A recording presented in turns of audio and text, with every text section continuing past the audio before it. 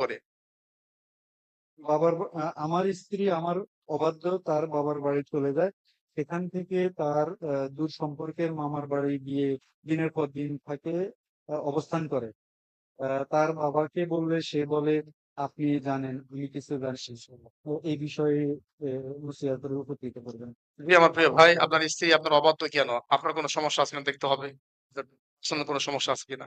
যদি পার্সোনাল কোনো সমস্যা না থাকে, তাহলে আপনি স্বামীর মতো হন। মুস্তাদ আহমদ বিন হাম্বল মেশকাত 61 নম্বর হাদিস।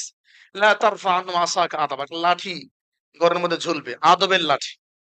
আপনি বেড়ার মতো থাকবেন, পুরুষের মতো থাকবেন। হয় জয় না হলে ক্ষয়। হয় বউ টিকবে, হয় বউ যাবে। কিন্তু তাইও সে মারা যায় না। নিজের দুর্বলতায় বউ মামার বাড়ি যাবে কেন?